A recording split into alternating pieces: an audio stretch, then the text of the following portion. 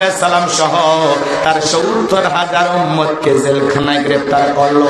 তাহলে আল্লাহ নবী যদি জেলখানায় যায়, মাঝে মাঝে কোরআনের হক কথা বলে ষড়যন্ত্রের শিকার হয়ে আলেমেরা যদি জেলখানায় যায়, বুঝবেন বাজান গো আমার, তারা নবীদের সুন্নত পালন করতেছে। কথা বলেন ঠিক কিনা? মানুষ পার্কে নর্তকী নিয়ে ঘরে, প্রেমিকা নিয়ে ঘরে, ওদের বিচার করা হয় না। হুজুর বইয়ের মামলায় ফাঁসে যায়, জেলখানায় যায়। হুজুর বউ নিয়ে ঘরে, তাতেও সমস্যা। কথা বলেন ঠিক কিনা?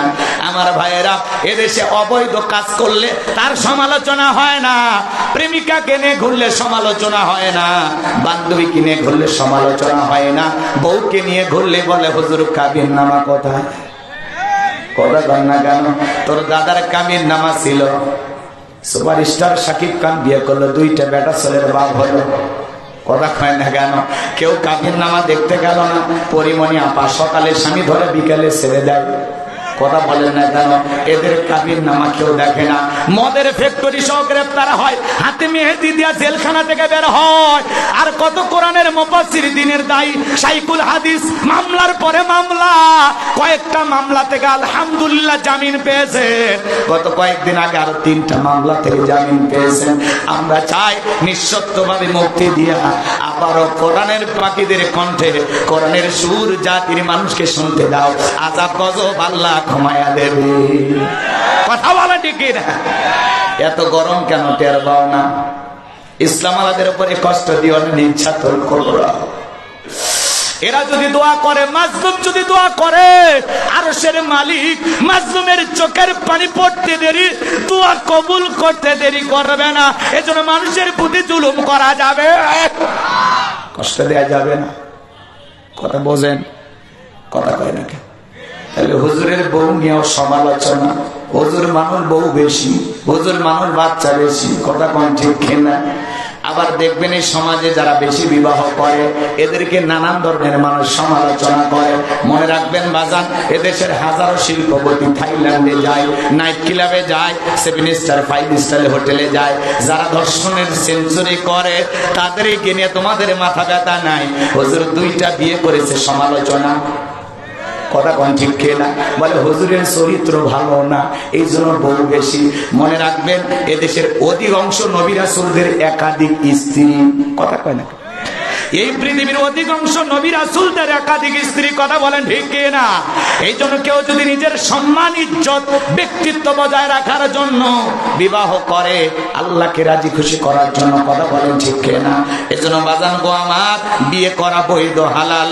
আজকে এগুলো নিয়ে যারা সমালোচনা করে, একজন আলেমকে ভাবে বিপদে ফেলে। মনে রাখবেন, দুনিয়ার আদালতে বিচার না হলে আল্লাহর আদালতে বিচার হবে। কথা বলেন ঠিক কিনা?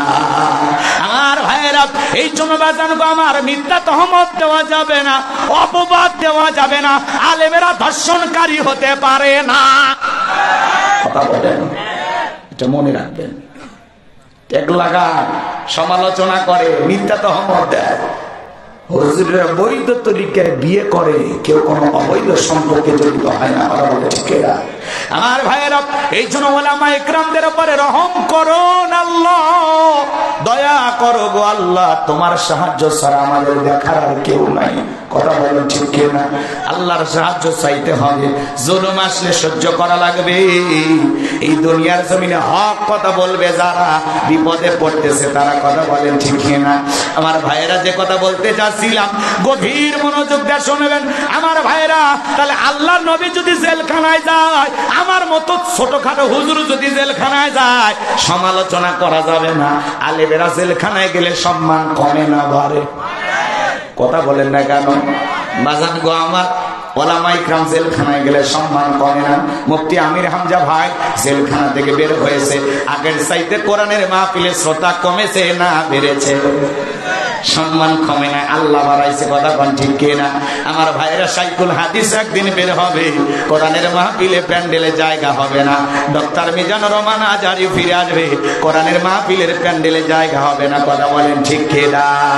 আমার ভাইয়েরা, চলুন যে কথা বলতে চাচ্ছিলাম, আল্লাহ নবী দানিয়াল জেলখানায় দেখে বলে, আমার উম্মতেরা, কই গেল তোমাদের টাকার বড়াই, কই গেল তোমাদের অহংকার? এই দিনের ভয় তো আমি তোমাদেরকে দেখাইছিলাম যে সাবধান হও, সাবধান হও, সাবধান হও। আল্লাহ রাব্বুল আলামিনের আযাব গজব থেকে বাঁচতে পারবা না। ডেকে বলে নবী আপনার কথা যে দিবালোকের মতো সত্য হবে আমরা বুঝতে পারি না। ও নবী আমরা ভুল করেছি, কথা দিলাম আর গাছের পূজা করব না, মাছের পূজা করব না, চন্দ্রের পূজা করব না, এখন থেকে এক আল্লাহর ইবাদত করব, আপনি যা বলবেন আমরা তাই শুনবো। আল্লাহর নবী দানিয়াল ডেকে বলে শোনো, তোমরা যদি তওবা করে ফিরে আসতে চাও, আল্লাহর কাছে যদি ক্ষমা প্রার্থনা করি, একমাত্র আল্লাহ পারে জালেমের জেলখানা থেকে মুক্ত করার ব্যবস্থা করে দিতে। আল্লাহর নবী দানিয়াল ডেকে বলে শোনো, তোমরা যদি তওবা করে ফিরে আসতে চাও, রাত 12টার পরে আমি যখন আল্লাহ বলে ডাক দেব, আমার সঙ্গে তোমরা সবাই ঘুম থেকে জাগ্রত হয়ে আল্লাহ বলে ডাক দিবা। আমার বিশ্বাস একমাত্র আল্লাহ পারে জেলখানা থেকে মুক্ত করার ব্যবস্থা করে দিতে। আল্লাহ নবী দানিয়েল আলাইহিস সালাম রাত 12টার পরে আল্লাহ বলে ডাক দিয়েছেন। পয়গম্বরের আওয়াজ শুনে তার ৭০,০০০ উম্মত জেলখানার ঘুম থেকে জাগ্রত হয়ে আল্লাহ বলে ডাক দিয়েছেন। আপনারা একটু কলিজার থেকে ডাক দেন আল্লাহ, একটু জোরে বলেন আল্লাহ। বৃষ্টি দাও গো আল্লাহ, বৃষ্টি দেওয়ার মালিকে, আরো জোরে বলেন। এবার গো আমার আল্লাহর পয়গম্বর আল্লাহ বলে ডাক দিয়া তার ৭০,০০০ উম্মতকে নিয়া কাকুতি মিনতি সহকারে আল্লাহর কাছে কেঁদে কেঁদে দোয়া প্রার্থনা করেন আর ডেকে বলেন আল্লাহ আমার উম্মতেরা নিজেদের ভুল বুঝতে পেরেছে, তারা তওবা করে ফিরে এসেছে, আল্লাহ আমার উম্মতদেরকে তুমি মাফ করে দাও, তাদের ঈমানগুলো কবুল করে দাও, জালেমের জেলখানা থেকে মুক্ত করার ব্যবস্থা করে দাও। নবী যখন কেঁদে কেঁদে দোয়া করে আল্লাহ রাব্বুল আলামিন বলেন ও নবী দানিয়াল আর কান্নাকাটি করতে হবে না, আমি আল্লাহ রাব্বুল আলামিন ওয়াসিলে জালেমের জেলখানা থেকে মুক্ত করার ব্যবস্থা করে দেব। এইবার আল্লাহর নবী দানিয়েল আলাইহিস সালাম আল্লাহ রাব্বুল আলামিনের দোয়া কবুল হয়ে গেল, আল্লাহ পাক তার দোয়া কবুল করলেন। এইবার বাজানগো আমার ওই রাত্রিতে আমার আল্লাহ রাব্বুল আলামিন বাদশা বখতিয়ানাসরকে ঘুমের ঘরে এমন একটা মারাত্মক ভয়ঙ্কর স্বপ্ন দেখায় দিলেন।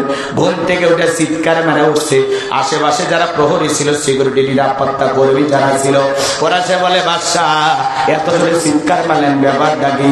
বলে চেহারা দেখে বোঝো না আমি ভয়ে আছি, আতঙ্কে আছি, মারাত্মক একটা ভয়ঙ্কর স্বপ্ন দেখেছি।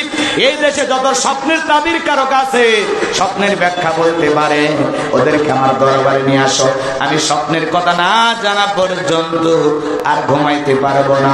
পরের দিন সকালবেলা বাদশার দরবারে হাজার হাজার স্বপ্নের তাবির কারক জ্যোতিষী ব্যাখ্যা যারা বলতে পারে হাজির হয়ে গেছে। জালেম বাদশা বখতিয়ানাসর যখন স্বপ্নের কথা বলতে যাবে, ওই মুহূর্তে আল্লাহ পাক বাদশার মাথার মেমোরি থেকে সমস্ত স্বপ্নের কথাগুলো আল্লাহ নবী দানিয়েল আলাইহিস সালামের মাথার মেমোরিতে সেভ করে দিলেন। বলুন আল্লাহু আকবার, একটু জোরে বলেন আল্লাহু আকবার। হে যুবক, শেয়ারের মাধ্যমে একটা মোবাইলে যা আর একটা মোবাইলে পার করা সম্ভব কিনা? কথা কয় না। ঘুমাইছো যুবক, ঘুমাইছো? ঘুমাই না। এইবার বাদশা বখতিয়ানাসর যখন স্বপ্নের কথা বলতে যাবে, গতকাল রাতে কি যেন স্বপ্ন দেখলাম আর বলতে পারে না, মুহূর্তের মধ্যে ডায়লগ চেঞ্জ করে কথা পরিবর্তন করে দেখে বলে শোনো গতকাল রাত্রে স্বপ্নে কি দেখেছি সেই কথা তোমাদেরকে বলতে হবে, স্বপ্নের ব্যাখ্যাও তোমাদেরকে বলতে হবে। লোকজন ডেকে বলে বাদশাহ তো পাগলামি কথা, স্বপ্নের কথা বলবেন আপনি, আমরা স্বপ্নের ব্যাখ্যা বলবো। বাদশার স্বপ্নের কথা কি জনগণ জানে? কথা বলেন জানে? আরে ভাই বাদশার স্বপ্নের কথা তো দূরের কথা, স্বামী স্ত্রী একই খাটে ঘুমায়, আপনার বউ আপনাকে বাদ দিয়ে আর একটা ছেলের হাত ধরিয়া রংপুর চিড়িয়াখানায় ঘুরতেছে, যদি টের পাইতেন কি করতেন? কিছু করবেন না, ভালোবাসা ভাগ করে নেবেন। কথা কয় না, তো কি করবেন বলেন? একজনটা বিটাবো, আপনার বউ স্বপ্নে আপনাকে বাদ দিয়ে আর একটা ছেলেকে নিয়ে ঘুরতেছে, যদি আপনি টের পাইতেন কি করতেন? পিটাইতেন? পিটাইন না, একেবারে মামলা দিয়ে দিবে। বাপরে বাপ, ওদের হুমকি দিলে ওরা যা থানায় মামলা দেয়, নারী নির্যাতনে আছে না? নাই। কথা বলেন না কেন? কারণ বোঝা লাগবে বাবা সব জায়গায় মা বোন, বিপদে আমরাই আছি, হিসাব নিকেশ করে দেখলে আমরা ঘর জানাই, কিচ্ছু করার উপায় নাই। কথা কন ঠিক না? কিছু করার উপায় নাই। ওরা একটু কাঁদতে পারলে মামলা জিতে যাবে, একা কান্না, পুরোটাই অভিনয়। কথা বলবে ঠিক না? যারা সত্যবাদী এরা অভিনয় করে না, এরা নাটক করবে না, আর আমাদের আবেগ বেশি, কেউ কাঁদলে মনে করি সব সত্য বলতেছে। ওই যে মিথ্যা বলা পারদর্শী, সেটা পাবলিক ভুলে গেছে। সত্যবাদী কে টের পান? মানুষের চোখের পানি দেখলে ওই সত্যবাদী। কথা বলেন না কেন? আপনারা এই যে নাম শুনছেন, মিল্টন সমান্দার একটা বৃদ্ধাশ্রম খুলেছে, কথা বলেন ঠিক কিনা? নাম শোনেন না? তো এই বৃদ্ধাশ্রমে শত শত মানুষের সে একটা সুন্দর বিল্ডিং, যারা সমাজের দরিদ্র অসহায় পথে পড়ে থাকে, নারী পুরুষ বৃদ্ধাশ্রমে থাকার মতো যারা উপযোগী, এদেরকে তুলে নিয়ে যায় বৃদ্ধাশ্রমে থাকতে দেয়। তো মানুষ, আমাদের বাংলাদেশের মানুষের একটু আবেগ বেশি, তো মানুষ বলতেছে আমরা তো যত্ন করতে পারি না। এই মিল্টন সমান্দার যখন এভাবে মানুষের যত্ন করতেছে, ঘটনা কতটুকু সত্য মিথ্যা আল্লাহ ভালো জানে, কথা বলে ঠিক কিনা? কিন্তু আমরা যখন দেখি সমাজে কেউ ভালো কাজ করতেছে, তখন আমরা তার হাতে টাকা দিতে ভয় পাই না, ভয় পাই। তো এই ব্যক্তির হাতে, যিনি বৃদ্ধাশ্রমের পুরোটা দায়িত্বশীল, এই মিল্টন সমান্দার, এই আল্লাহর এই গোলামের হাতে মানুষ টাকা পয়সা দেয়, কোটি কোটি টাকা দেয়। এমনকি কোরআনের ময়না পাখি আল্লামা সাইদি হুজুরের ছবি দিয়ে লিখেছেন যে আমি সাইদি বলছি, আমাকে একটা ভোট দিন। দিয়া তার মানে কি বুঝাচ্ছে? যে ডান পাশে লাইক দিন। এইভাবে তিনি 3 দিন কোরআনের ময়না পাখির ছবি ছেড়েছেন, আর এটাকে বুস্ট করেছেন যাতে বিভিন্ন মানুষের কাছে পৌঁছে যায়। আর এর মাধ্যমে সেই আইডিটার ফলোয়ার বৃদ্ধি করেছে। কথা কি বুঝতে পারছেন? যার কারণে আজকে প্রায় তার 2-1টা আইডি আছে, সব মিলে 2-2.5 কোটি ফলোয়ার। এগুলো দেখায় যখন একটা গরিব মানুষের ছবি তুলে দেয়, বলে আজকে অসহায়কে পেয়েছি, 10 টাকা বা 20 টাকা, 50, 100 বা 5000 বা 10,000 তার পিছনে খরচ করে, ওইটা আবার তুলে ধরে, আবার ওর পিছনে বিকাশ নাম্বার, নগদ নাম্বার দেয়, মানুষ দয়া মায়া করে টাকা পাঠায়। এভাবে টাকা দিতে দিতে বেচারা বিশাল একটা বিল্ডিং করেছে। আলহামদুলিল্লাহ, তার নিয়ত যদি সহি হয়, আর এটা যদি তার বিরুদ্ধে ষড়যন্ত্র হয় সেটা ভিন্ন কথা। কিন্তু এই টাকা পাইয়া আমরা শুনতে পারলাম কিছু মানুষ, বৃদ্ধ মানুষ একটু সুস্থ হইলে সুযোগ বুঝা ওই মানুষটাকে চিকিৎসার নাম নিয়ে তার কিডনি বিক্রি করে, শরীরের অঙ্গ প্রত্যঙ্গগুলো কেটে কেটে বিক্রি করে। এটা মানুষ অবাক হয়ে গেল। পাশে একটা মসজিদ ছিল, মানুষ মারা গেলে ওই ইমাম সাহেব গোসল করায় দিত, প্রত্যেকটা বৃদ্ধ মানুষের দেহে কাটা দিত। যে কাটা কেন? তো একটা লাশ উনি করতে গিয়ে, গোসল করায় দিকে জিজ্ঞাসা করলেন এই লাশ কাটা কেন? তখন বলতেছে এটা এমনি। তারপর থেকে আর মসজিদে গোসল দেওয়ার জন্য লোক পাঠানো হয় না। পরে অন্য আর একটা মানুষটাকে এই কাজে নিয়োজিত করা হলো, মানুষ মারা গেল। এখন বাজানো আমার মানুষের আবেগ নিয়ে খেলা করে। বৃদ্ধাশ্রম বইলা গরিব অসহায় মানুষ বসবাস করে, মানুষকে ভালোবেসে এই মানুষগুলো যেন ডাল ভাত খেয়ে বাঁচতে পারে, তারা যেন একটা সুন্দর জীবন পায়।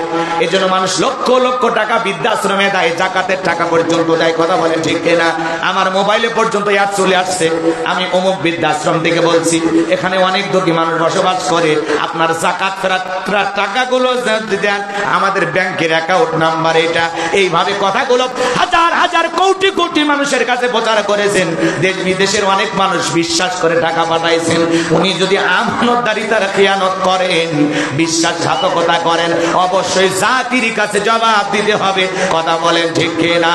আর এমন একটা দায়িত্বশীল মানুষ, মুখের মধ্যে দাড়ি নাই, নামাজ কালাম পড়ে কিনা জানি না, কেউ বলেন মুসলমান, কেউ বলেন মুসলমান, আসলে তিনি কি একমাত্র আল্লাহ ভালো জানে। তবে আমাদের কাছে অনুরোধের ভাষায় হলো, লোকটা যদি সত্যি ভালো কাজ করে আমরা তাকে পাশে দাঁড়াবো, তাকে অবশ্যই সাপোর্ট দেব।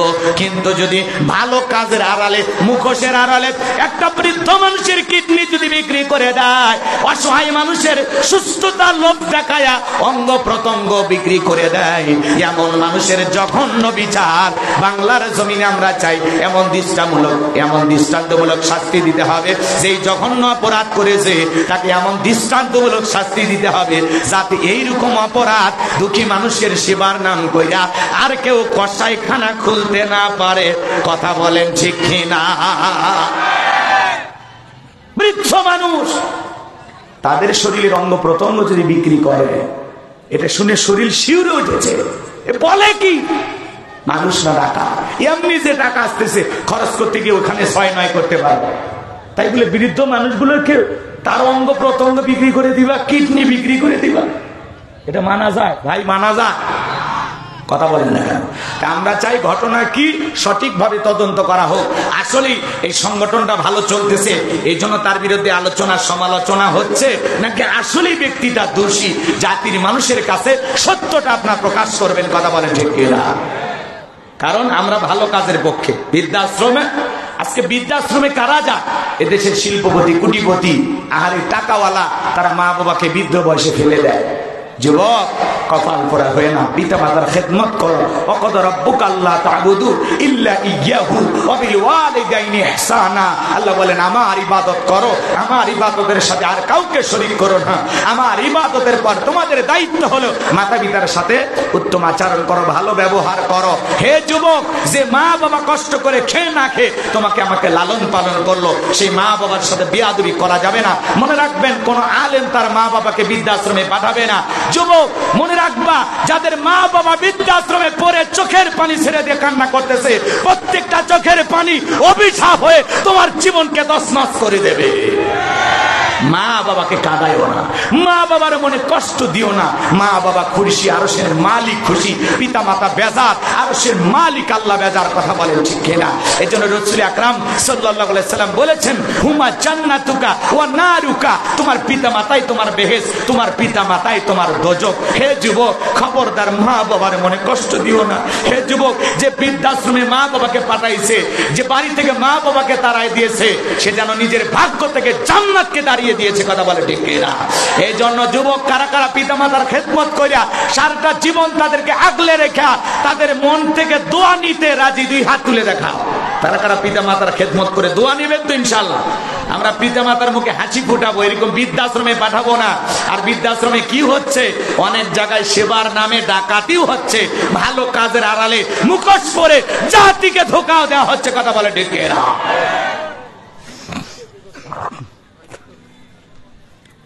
সমাজের বাস্তবতা বললে আপনাদের খারাপ লাগে? এত তত্ত্ব হুজুরের কাছে, এগুলো বললে আবার অনেকে সমালোচনা করে। সমাজের বাস্তবতা তুলে ধরতে হবে। কথা বলেন ঠিক কিনা?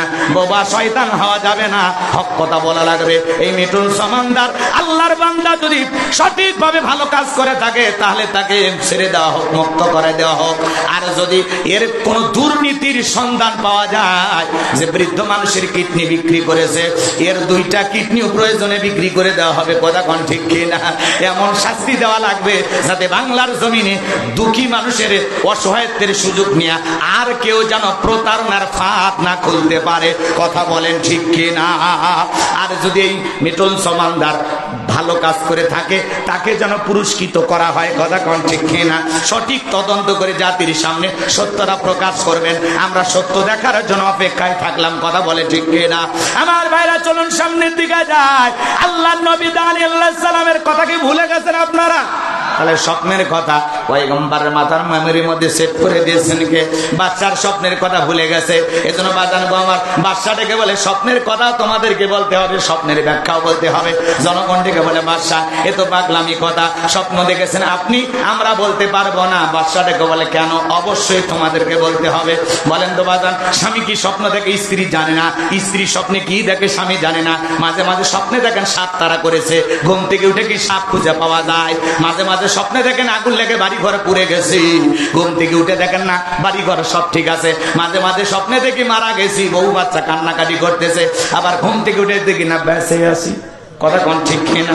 স্বপ্ন তো স্বপ্নই। এইবার জালেম বাচ্চাটাকে বলে, শোনো, তোমরা নাকি গায়েব জানো। গতকাল রাত্রে স্বপ্নে কি দেখেছি, এই গায়েবের খবর যদি না বলতে পারো, আমি তোমাদের খবর করে ছাড়বো। বলেন তো বাজান, আল্লাহ সারা দুনিয়ার কেউ গায়েব জানে? কথা বলেন না কেন? আজকের সমাজে যারা ভণ্ডবীর, গায়েবের দাবিদার, নিজেকে গায়েবের দাবিদার করে যে আমি গায়েব জানি, যে বলবে আমি গায়েব জানিয়ে ভণ্ড, এর এমন পিটান পিটাবেন, অন্ধকার একটা রুমের ভিতরে নিয়ে যায় এমন পিটান পিটাবেন, আর বলবেন গায়েবে মার দিলাম, কারো কাছে বলবি না, বললে ধ্বংস হয়ে যাবে। কথা কোন ঠিক কিনা? কবিরাজ হইয়া আমি সব জানি, তুমি কচু জানো। কথা কোন ঠিক কিনা? এই ভণ্ডদের কথা বিশ্বাস করা যাবে? কথা বলে না কেন? আল্লাহ সারা দুনিয়ার কেউ গায়েব জানে? যেই ভণ্ড পীর বলবে আমি গায়েব জানি, ওটা পীর না ভণ্ড? ওটা পিটেল লাগবে, যেটা গায়েবী মার, কারো কাছে বলবি না। পারবেন তো ইনশাআল্লাহ? মারের ওপর ঔষধ দেয়, মারের ওপর ঔষধ নাই, কথা বলেন ঠিক না? বাজান গো আমার, আমি যে কথা বলতে চাচ্ছিলাম, হৃদয়ের কান পেতে কথাগুলো শুনে যান। এইবার বাদশা দেখে বলে 7 দিনের আলটিমেটাম দিলাম, এই 7 দিনের মধ্যে স্বপ্নে কি দেখেছি সেই কথা বলতে হবে, স্বপ্নের ব্যাখ্যা বলতে হবে, নইলে তোমাদের 7 দিন পরে ফাঁসিতে ঝোলায় মারবো। বলেন তো বাজান, জনগণের কোন অপরাধ আছে? এটাই হলো জালেমদের পাওয়ার, কথা বলেন ঠিক না? ওরা চাইলে নিরপরাধ মানুষকেও বিনা দোষে শাস্তি দিতে পারে, কথা বলেন ঠিক না? আমার ভাইয়েরা, জনগণ এইবার চিন্তায় পড়ে গেল, জেলার জেলখানা দিয়ে করতেছে। আল্লাহর নবী দানিয়েল দেখে বলে, জেলার দেখে মনে হয় টেনশনে আছে। বলে হ্যাঁ টেনশনে আছি, বাদশার স্বপ্ন দেখেছে, স্বপ্নের কথা বলতে যাবে, পরিশেষে বাদশার স্বপ্নের কথা ভুলে গেছে। এইবার জনগণকে 7 দিনের টাইম বেঁধে দিয়েছে, স্বপ্নের কথাও বলতে হবে, স্বপ্নের ব্যাখ্যাও বলতে হবে। নবী দানিয়েল দেখে বলে, জেলার তোমার বাদশার কানে খবর পৌঁছায় দাও, বাদশা স্বপ্নে যা দেখেছে সেই কথা আমার জানা আছে, স্বপ্নের ব্যাখ্যা আমি বলতে পারি। জেলার এক দৌড়ে যা বলে, বাদশা আপনার টেনশনের ঔষধ পাওয়া গেছে, আপনি স্বপ্নে যা দেখেছেন স্বপ্নের ব্যাখ্যা যা হবে, 2টা জেলখানার একজন কয়েদি জানে। জালেম বাদশা বকছে না, জোরে ডেকে বলে, বাজান কই, বাজানকে আমার কাছে নিয়ে আসো।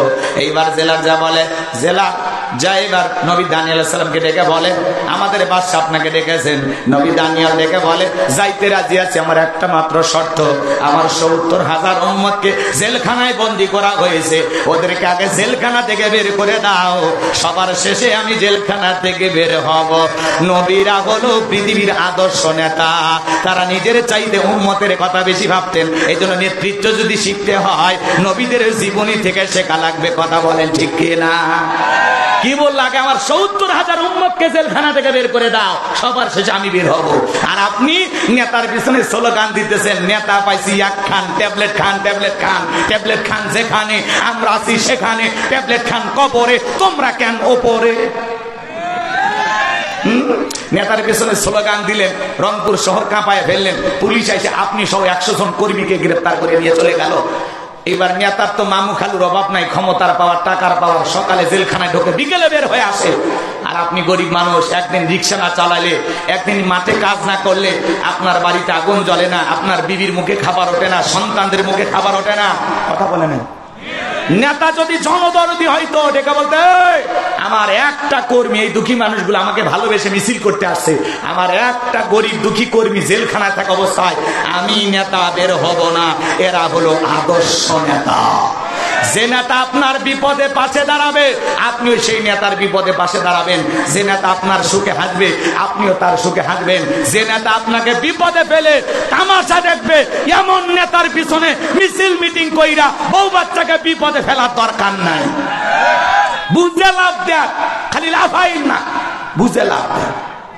চুপ করে থাকেন, গেলেও কাজ হবি, না গেলেও চুপ থাকেন, কথা কয় না, বলা যায়। কিছু বললেন, কথা কয় না, কিছু বোঝা যায়, বলবো না, দোয়া করবো, শুনবেন? একটা তাকবীর, লিল্লাহে তাকবীর, আর আসতে বলে লিল্লাহে তাকবীর। বাজান আমার, তাহলে বুঝে শুনে পথ চলার দরকার আছে না নাই? ভালো করে বুঝবেন, যারা দেশের উন্নয়ন চায়, সমাজের উন্নয়ন চায়, ইসলামের উন্নয়ন চায়, এদেশের মুসলমানদের পাশে থাকতে চায়, এমন নেতা সমাজের নেতৃত্ব দেবে, কথা বলেন ঠিক কিনা? আল্লাহ সম্মান দেওয়ার মালিক, ক্ষমতা দেওয়ার মালিক, আল্লাহর উপরে তাওয়াক্কুল করতে হবে, কথা বলেন ঠিক কিনা? আমার ভাইয়েরা, এইবার জেলা যায় বলে, বাদশা আপনার স্বপ্নের কথা এবং ব্যাখ্যা যে বলতে পারে, তার 1 নাম্বার শর্ত হলো তার 70,000 উম্মতকে ছেড়ে দেওয়া লাগবে।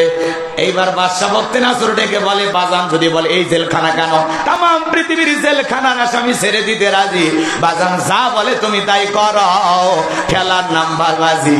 এইবার আল্লাহ নবী দানিয়েল আলাইহিস সালামের 70,000 উম্মতকে জেলখানা থেকে ছেড়ে দেওয়া হলো। আল্লাহ নবী দানিয়েল আলাইহিস সালাম সবার শেষ জেলখানা থেকে বের হলেন, এক পা দুপা করে এইবার বাদশার দরবারে প্রবেশ করবেন।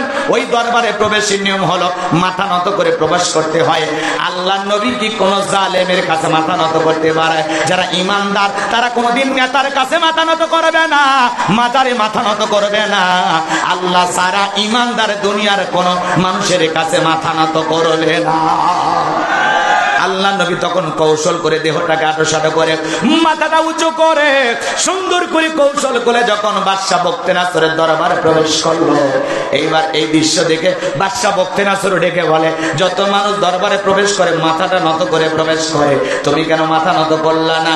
আল্লাহ নবী দানিয়াল ডেকে বলে যে আপনার স্বপ্নের কথা আমার মাথার মেমোরিদের মধ্যে সেভ করে দিয়েছে। তার কথা হলো তাকে সারা দুনিয়ার কারো কাছে মাথা নত করা যাবে না।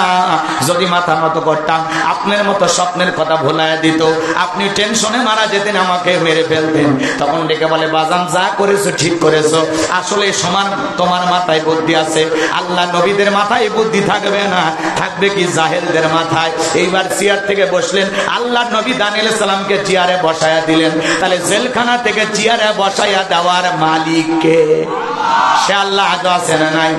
একটু বয়স বাড়ছে, জোরে কন্যা বুজুবিল্লাহ, একটু জোরে বলেন না।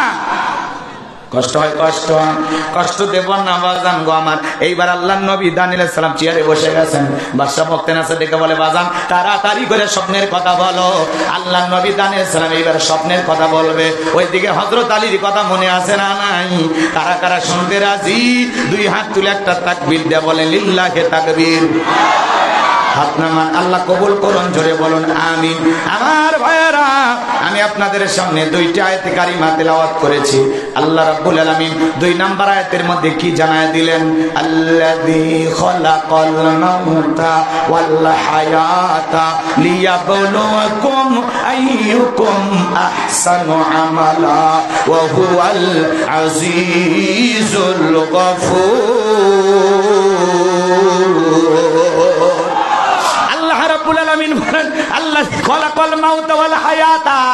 মৃত্যু আর জীবন সৃষ্টি করার মালিক কে? আরো জোরে কর। আল্লাহ বলতেছেন, আল্লাযী খালাকাল মাউতা ওয়াল হায়াতা, যিনি সৃষ্টি করেছেন মৃত্যু আর জীবন। পৃথিবীর সব নেতা এক জায়গায় হইয়া একজন মৃত ব্যক্তিকে জীবিত করার ক্ষমতা আছে? কথা বলে না, ভালো করে বোঝার চেষ্টা করবেন। ওদের যত অস্ত্র থাক, যত পদ্ধতি থাক, আসমানের দিকে গুলি মাইরা কি আসমান থেকে বৃষ্টি আনার ক্ষমতা আছে? কথা কন না কেন? নাই। এমনকি জমিনের ভিতরে বন্দুকের সব গুলি মাইরা জমিন থেকে একটা আলু বের করার ক্ষমতা আছে? তাহলে আসমান থেকে বৃষ্টি দেওয়ার মালিককে, জমিন থেকে আলু বের করার মালিক।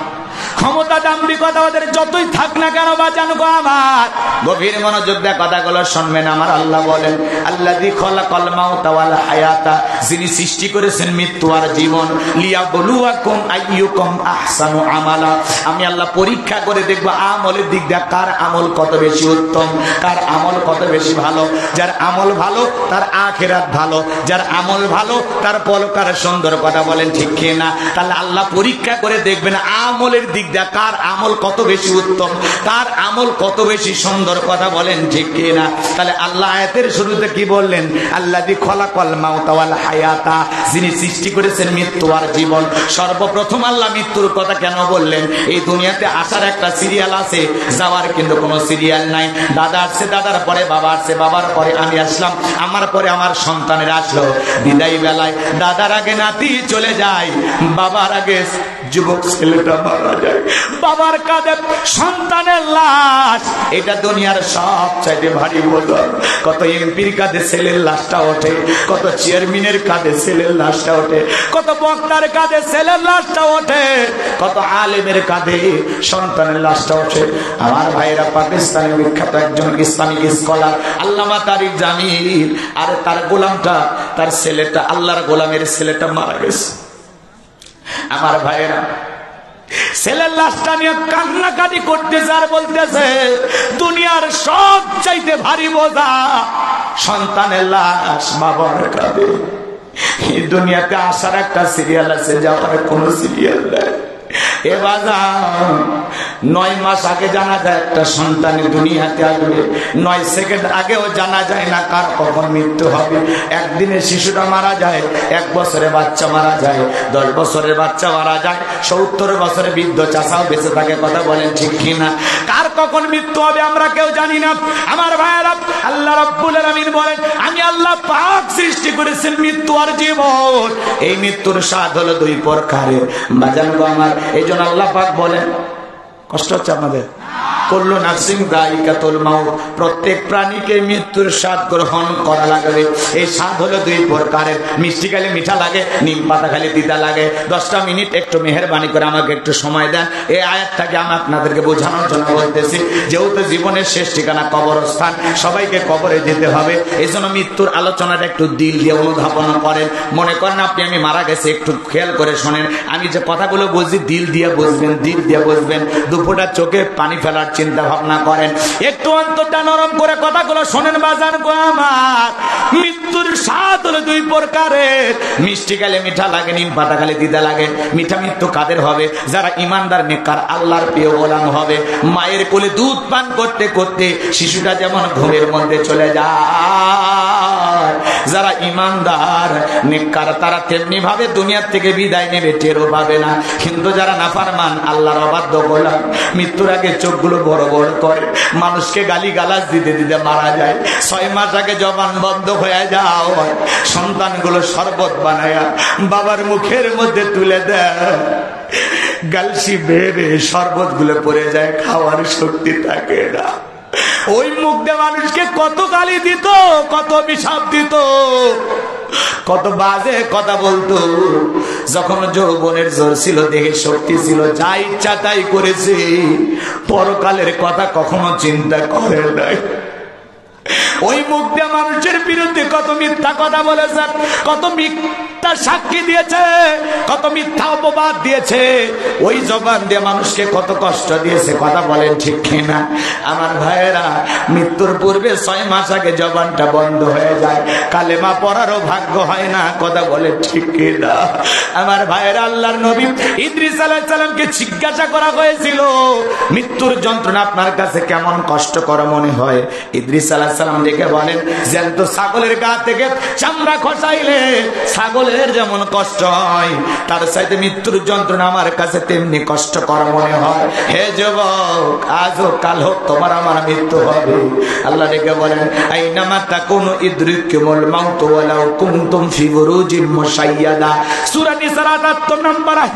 আল্লাহ ডেকে বলেন, যেখানেই থাকো, যে অবস্থায় থাকো, মৃত্যু তোমাদেরকে ধরবেই। মৃত্যু থেকে পালানোর কোন রাস্তা খোলা নাই। যুবক রে, তুমি মনে করো 10 তলা 5 তলা বিল্ডিং বসবাস করো, লিফটের সুইচ মনে হয় মালাকুল মউত জানে না। যখন মৃত্যু আসবে, সময় মতো মালাকুল মউত সামনে হাজির হয়ে যাবে।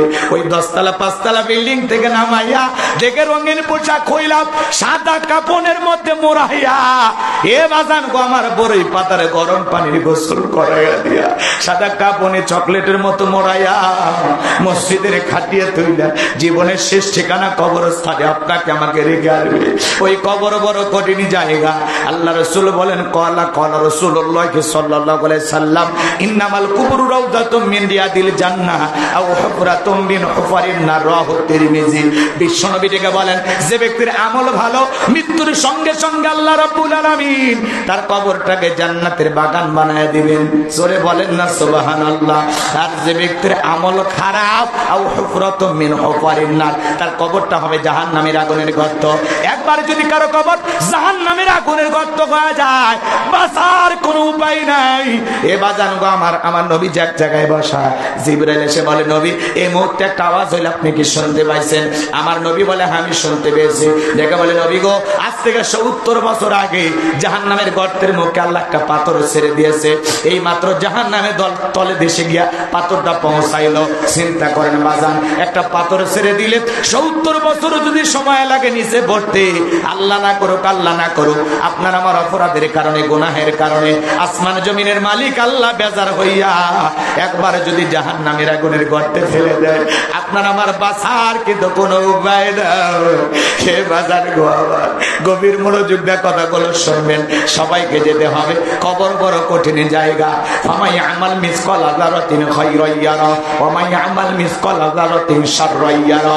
বান্দারে যারা পরিমাণে যদি নেক আমল করো, ওই পরিমাণে যদি নেক আমল করো, ওইটাও তোমার আমল নামে লিপিবদ্ধ করা হবে। আবার যারা পরিমাণ অনুপরিমাণে যদি বদ আমল করো, ওইটাও তোমার আমল নামে লেখা হবে। আর যারা গুনাহে অন্ধকার কবরে যাবে, ওই কবরের ডানের মাটি বামে চলে যাবে, বামের মাটি ডানে চলে যাবে। এমন জোরে চাপ দেবে বাজার, এক পাজরের আর অন্য পাজরে ঢুকে যাবে। কবরে থাকা অন্ত ফেরেশতা চোখে থাকে না, কানে শোনে না, হাতুড়ি দিয়ে বাড়ি মারবে, দেহটা চূর্ণ বিচূর্ণ হয়ে যাবে। কবরে থাকা বিষাক্ত সাপ একবার যদি সবল মারে, পা থেকে মাথা পর্যন্ত বিষের যন্ত্রণা, দেহটা চলে যাবে। আবার যুবকেরা কবরস্থান বানানোর জন্য, আল্লাহর বান্দি মারা গেছে, কবর দেওয়ার জায়গা নাই। হে রংপুরের মুসলমান, আল্লাহর বান্দিকে ঘরের ভিতরে কবর দেওয়া হলো, এটা দুঃখজনক ঘটনা। আমরা কি একটু কবরস্থানের জায়গার জন্য ব্যবস্থা করে দিতে পারবো না? যুবকেরা উদ্যোগ নিয়েছে, পাশে থাকবেন, ভালো কাজে সহযোগিতা করবেন, এলাকা একটা সুন্দর কবরস্থান হোক, আল্লাহ কবুল করেন, জোরে বলুন আমিন। সবাইকে যেতে হবে, এ বাজান দুনিয়া চিরকাল থাকার জায়গা না, সবাইকে কবরে যেতে হবে। আমরা কেউ চিরকাল বেঁচে থাকবো না, দুনিয়া ক্ষণিকের।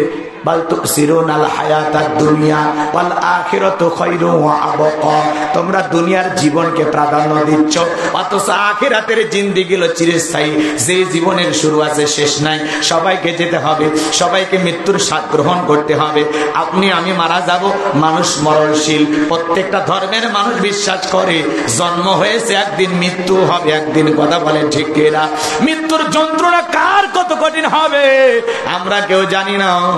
আখেরি পয়গম্বর মুহাম্মদ রাসূলুল্লাহ সাল্লাল্লাহু আলাইহি সাল্লাম অসুস্থ বাজান গো আমার, নবীজির বিদায়ের সময় হয়ে গেছে, আমার নবীজি চলে যাবেন। এই কান্নুর ফাতেমা কান্না করতেছেন, নবীজি ফাতেমার চোখের পানি দিকে ডেকে বলে, মা তোমার চোখের পানি আমি সহ্য করতে পারি না। ও মা ফাতেমা, তোমার কানটা আমার মুখের কাছে লাগায় দাও। নবীজি ফিসফিস করে কি যেন বললেন, হযরতে ফাতেমার কান্না বন্ধ হয়ে গেল। আমার নবীজির ইন্তিকালের সময়ের কথা একটু বলে যায়, বাজার মন খারাপ করেন না। আম্মা জান আয়েশা ডেকে বলেন, ও আমার মেয়ে ফাতেমা, তোমার আব্বা জান কি এমন কথা বলেছে যার কারণে তোমার কান্নাটা বন্ধ হয়ে গেল? হযরতে ফাতেমা ডেকে বলে, মা আমার আব্বা জান আমাকে বলেছেন বাবার ইন্তিকালের পরে সর্বপ্রথম বাবার সাথে আমার সাক্ষাৎ হবে। তার মানে আমার বোঝার বাকি নাই, বাবা চলে যাওয়ার পরে আমার সিরিয়াল। ভালো করে বুঝবেন।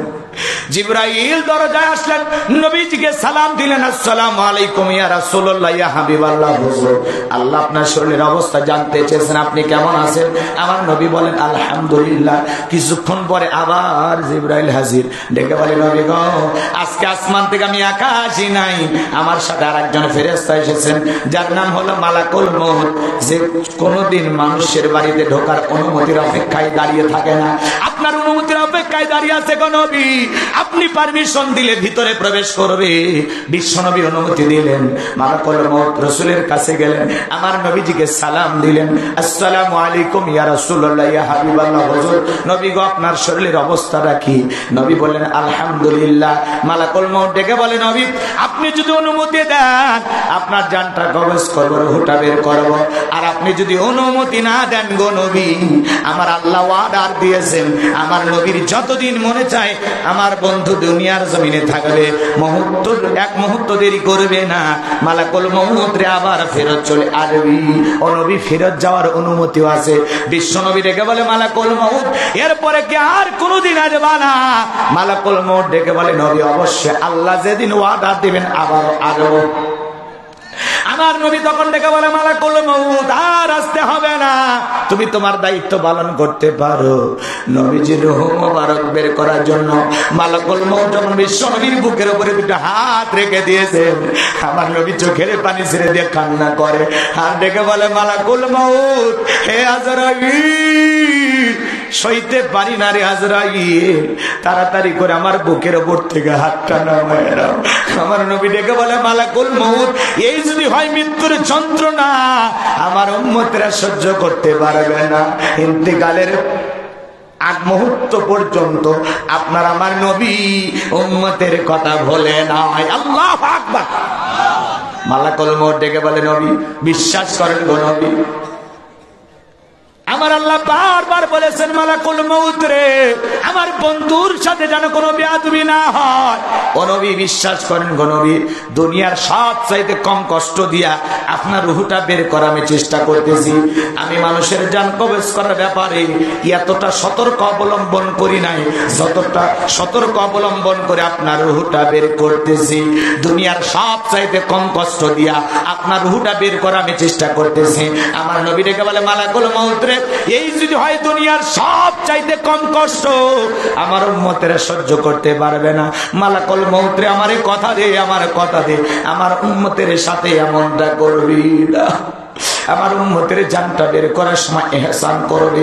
মালাকুল মউত ডেকে বলে নবী, আপনার উম্মতের মধ্যে যারা হবে নেককার, যারা আপনার রেখে যাওয়া আদর্শ মোতাবেক চলবে গো নবী, আল্লাহর বিধান মোতাবেক চলবে, ও নবী কথা দিলাম গো নবী, তাদের রূহটা বের করার সময় আমি তাদের উপর ইহসান করব।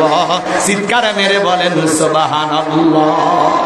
নবীজির কিছুটা সুস্থতা বোধ করলেন, আবারও যখন অনুমতি দিলেন, এইবার যখন নবীজির বুকের উপরে দুইটা হাত রেখে দিয়েছেন, আবার নবী কাঁদতে কাঁদতে রেখে বলে, হে মালাকুল মউত আজরাইল রে, আমি ছবি সইতে পারি না, তাড়াতাড়ি করে আমার বুকের উপর থেকে হাতটা নামায়।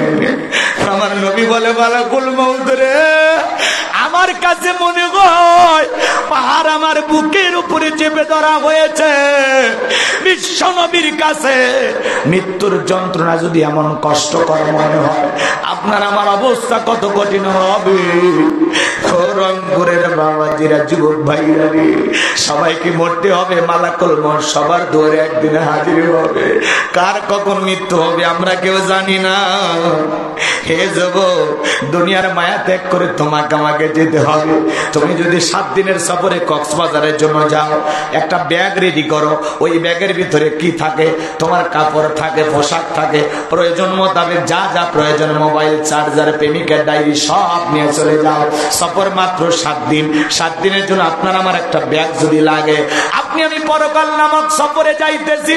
পরকালের সফরে যাইতেছি রে যুবক, কবরে যেতে হবে রে যুবক। ওই কবর বড় কঠিন জায়গা।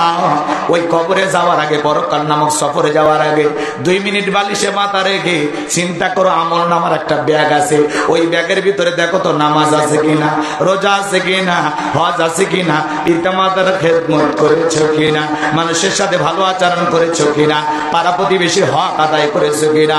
হে যুবক, আল্লাহর কাছে হিসাব দেওয়ার আগে, মালিকের কাঠগড়ায় দাঁড়ানোর আগে একটু নিজের আমল নামার হিসাব দুনিয়াতে একটু করে যাওয়ার দরকার আছে না নাই? যুবক রে, দুনিয়াটা মিথ্যা মায়া জাল, দুনিয়া চিরকাল থাকার জায়গা না। আলহাকুমুত তাকাসুর হাত্তা যুরতুমুল মাকাবির। প্রাচুর্যের প্রতিযোগিতায়, সম্পদের প্রতিযোগিতায় মানুষ পাগল হয়ে গেছে, আল্লাহ বিমুখ হয়ে গেছে, আল্লাহকে ভুলে গেছে। যার সাইকেল আছে কয় মোটর সাইকেল হলে ভালো হয়, মোটর সাইকেল আছে বলে 4 চাকার মাইক্রো হইলে ভালো হয়, কার গাড়ি হইলে ভালো হয়। এই যে লোক মেম্বার চাই চেয়ারম্যান হইতে, চেয়ারম্যান চাই এমপি হতে, এমপি চাই মন্ত্রী হতে, মন্ত্রী চাই প্রধানমন্ত্রী হতে, যেটা বাংলাদেশে সুযোগ নাই। কথা কর ঠিক কিনা আমার ভাইয়েরা? এই যে মানুষের লোভ লালসা, 2 বিঘা জমি আছে কয় 4 বিঘা হলে ভালো হয়, ব্যাংকে 5 লাখ টাকা আছে কয় 10 লাখ হলে ভালো হয়, রংপুর শহরে বাড়ি আছে বলে ঢাকায় একটা বাড়ি বানাইতে পারলে ভালো হয়, ঢাকায় বাড়ি আছে বলে কানাডায়, আমেরিকায় বাড়ি বানাইতে পারলে ভালো হয়।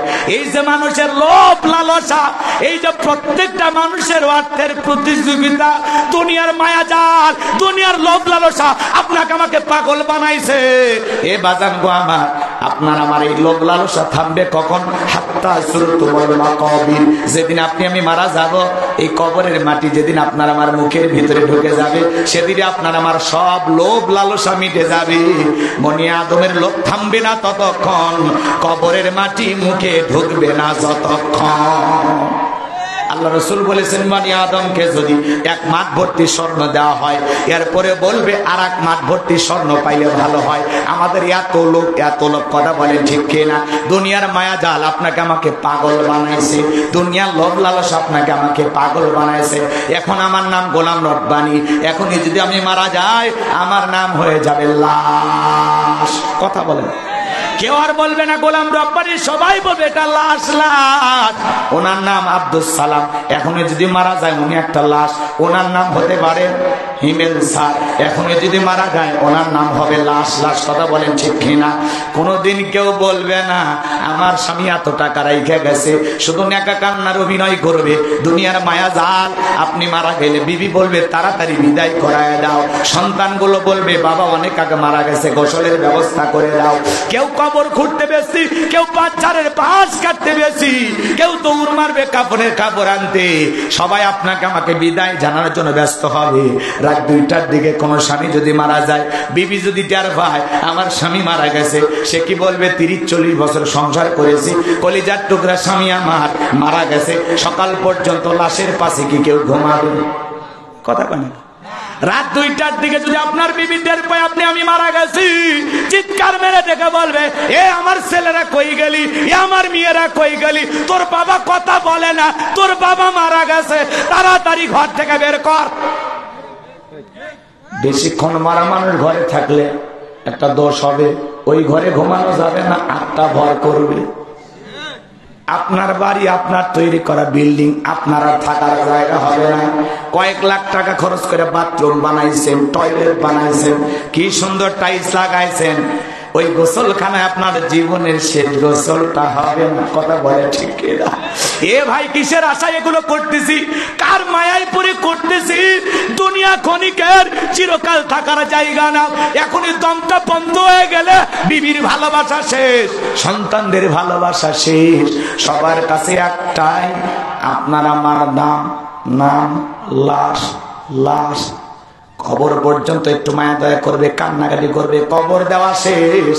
সকালে কবর দেবে, বিকেল বেলা ওরা হাসি তামাশা করবে। কথা বলেন ঠিক কিনা? কার মায়ায় পাগল হইলাম, কার মায়া দুনিয়ায় লোভে পড়লাম। এখনো সময় আছে, আল্লাহকে ভয় করে নেক আমল করে 5 ওয়াক্ত নামাজ আদায় করে পরকালের ভয় করে কারা কারা আমল দিয়ে জীবনটা সাজাবেন, 2 হাত তুলে শেষবারের মতো আল্লাহকে দেখার। আল্লাহ আমাদের সবাইকে নেক আমল করে বাকিটা জিন্দেগি কাটানো তৌফিক দান করুন। জোরে বলুন আমিন। ভাই আসলে আমি বারবার দাওয়াত নেওয়ার সময় সত্য দিব কি বলি, রাত 10টায় তুলে দিবেন, 12টায় শেষ।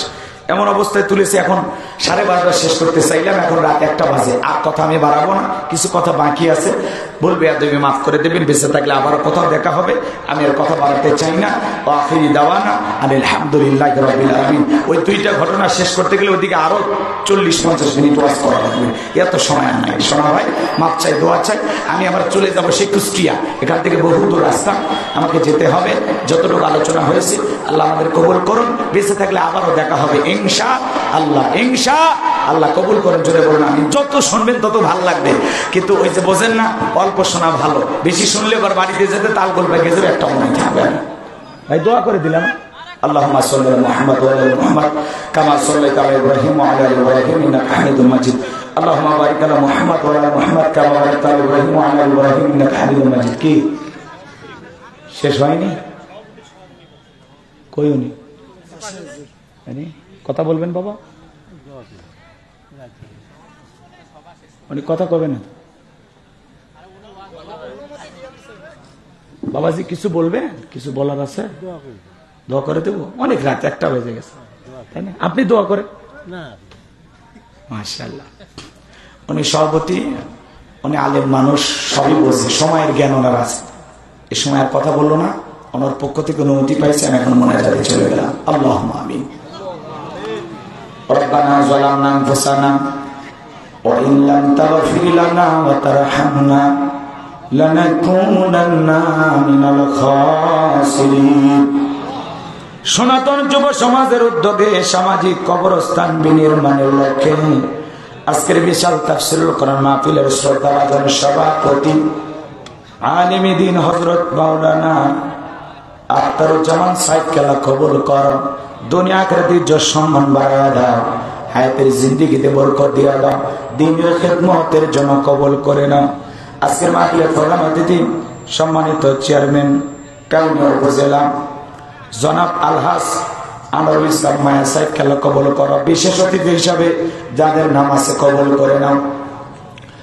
আমন্ত্রণ অতিথি হিসাবে যাদের নাম আছে কবুল করে নাও। আলোচনা করেছেন হযরত মাওলানা মোহাম্মদ সৈয়দুর রহমান আনসারী, হযরত মাওলানা নিজামুর রহমান জিহাদি। আল্লাহ তোমার গোলামদের কণ্ঠ তুমি দিনের জন্য কবুল করে নাও। আমরা যারা হাত তুলে ধরেছি অনেকের মা নাই, বাবা নাই, এতিম মানায় কবরে চলে গেছি। জনম দুঃখিনী মায়ের কথাকে ভোলা যায়? আদরের বাবার কথা কি ভোলা যায়? যে মা 10 মাস 10 দিন গর্ভে ঠাই দিয়েছে, প্রসবের যাতনা সহ্য করেছে, 2.5 বছর বুকের দুধ পান করাইছেন, নিজে না খেয়ে আমাদের মুখে খাবার তুলে দিলেন। মায়ের মতো দরদি দুনিয়াতে কেউ হবে না। শ্বশুর বাড়িতে গেলে শাশুড়ি হাতের দিকে তাকায় থাকে, জামাইয়ের হাতে মিষ্টি খাবারের টোকলা আছে কিনা।